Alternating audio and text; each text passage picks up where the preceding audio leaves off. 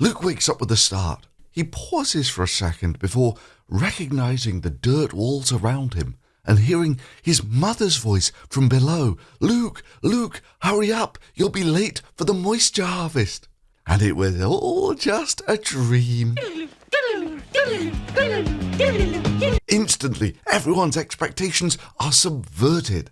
No one saw this coming. Disney spent billions in boardroom meetings with the finest plotologists the Earthlings had to offer to come up with this completely original and sublimely subversive plot twist. Well, whatever. Still better than that stupid Jedi's in Time idea. Luke looks out of the window to the dusty town and sees a sign on the wall opposite. The poster says, "Remember, better hygiene means less midichlorians." Over 20,000. Even Master Yoda doesn't have a midichlorian count that high. No Jedi has. Luke reminisces that the universe was a far more interesting place before Force users could be destroyed simply by administering anti-fungicide. It was obvious with hindsight that all of the best Force users never showered. The Emperor made a point of never bathing, and Yoda hadn't washed for over 900 years and lived in a swamp.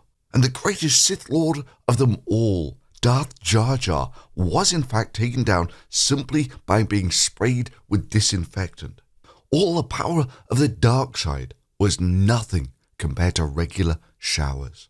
Luke's dad wears a big respirator mask all the time now. It's necessary in his line of work, cleaning the dirtiest drains in the dirtiest spaceport in the galaxy. Moss Eisley Spaceport. Hell, Drain Cleaner had been the family name for millennia now. Luke wasn't so keen on his family name, especially after his nice dream about being called Skywalker. Luke winced as he remembered every morning his dad would greet him at the breakfast table and tell him that it was the name of his true self and that he had only just forgotten. "You're a drain cleaner, Luke, just like your father before you," his dad would tell him, and every morning Luke would respond in the normal, calm, measured way. No, it's not true. That's impossible.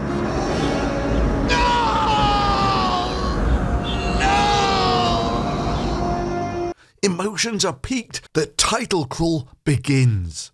Hello and welcome to the spoilers to the new Star Wars movie. Now, not a lot of you will remember my YouTube channel from back in the 1980s, but it was the first to break to you that the title of the Star Wars movie to follow The Empire Strikes Back would actually be called The Revenge of the Jedi. One more. We do one more, right. One and then more. the name of it is The Revenge of the Jedi. Revenge of the Jedi. And how in the prequels, Luke would be 5 years old. And in the third film, which precedes Star Wars, you see. Like a prequel. That's right. Luke is about 5 or 6 years old, so I don't know, maybe one of your Blue Peter viewers will be up for the role. So you know I'm telling you the absolute truth when I say I got all of the critical spoilers for the new Star Wars movie. Get your notepad ready.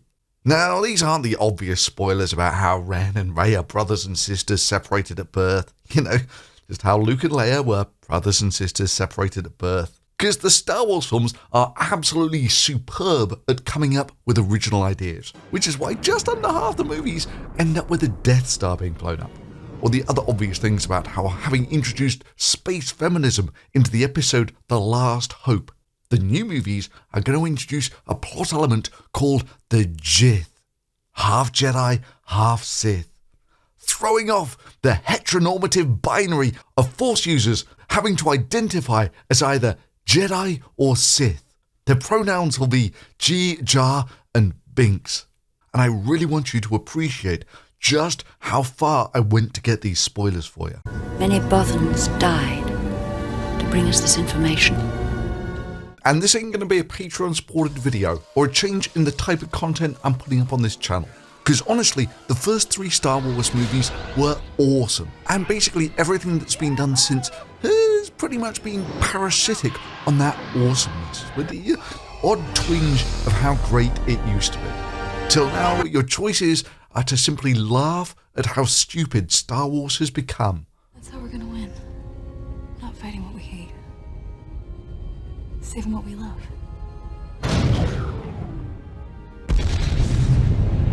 Oh, to cry for it. Anyways, where were we? Ah, yes, the spoilers for the new, improved Star Wars movie.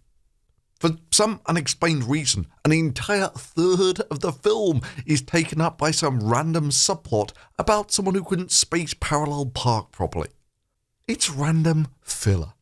Luke rubs the sleep from his eyes and looks into the mirror and remembers how nice his dream was and how, in reality, he was fat and needlessly ugly. Like some sort of giant space slug. He didn't want to be that way.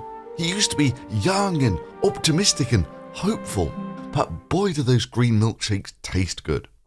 Luke's main duty involves cleaning out toilets. Using a power tool called the saber, Luke's co-workers are fit and healthy and so use heavy sabers. But not Luke. Luke is out of shape and so has to use the lightsaber.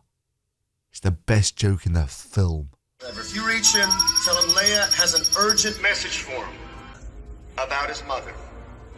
Over coffee break, Luke notices on the TV that his sister is still a hot peanut model. Ah, if only she wasn't his sister. Why couldn't he have been born in Space Alabama, where people have a more progressive view on such things? On the news is the destruction of giant Death Ball 48, officially called the Sphere of Fear, which apparently was constructed by some galactic empire and could instantly destroy a solar system at any time. Luke for a moment is gripped with the need to join the Galactic Green Space Corps and go and fight in deep space. The mere thought of it though gives him chest pains. Thankfully, it's all relieved in the next line, that it was instantly destroyed by a single X-Wing fighter piloted by a valiant R2 unit lightspeeding into its core. Later they would find the guy who designed the Death Ball. He was just so relieved that people had discovered lightspeed ramming so he didn't have to worry about that exhaust port thing anymore. The fatal exhaust port flaw had been the end of Kill Ball 47. Millions of the finest stormtroopers in existence, armed with the finest military in the galaxy.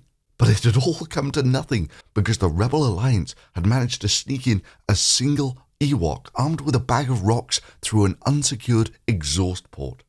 The carnage was legendary.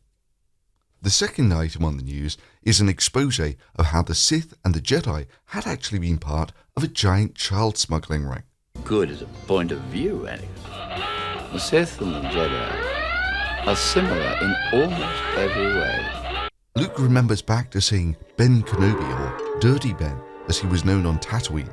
It was amazing that no one had thought it weird that the Jedi always wanted to take people's children when they were 10 years or younger to the Jedi Temple to start their training, where the Jedi were so thoughtful to give the children helmets that covered their eyes and ears. Luke, you're going to find that many of the truths we cling to depend greatly on our own point of view.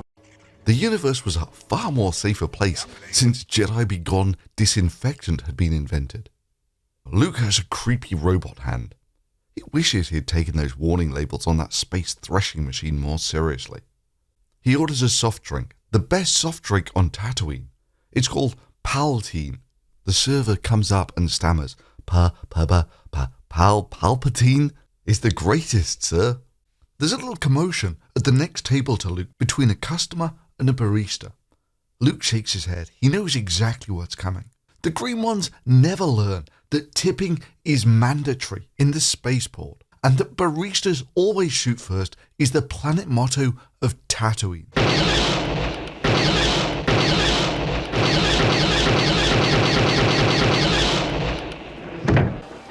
Sorry about the mess. Luke is broke. There is no hope.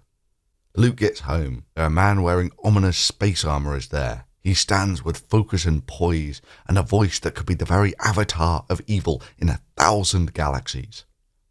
I've come to collect your taxes, sir. Someone called Rose dies. No explanation is given. The audience cheers. It's the best rated Star Wars movie in decades.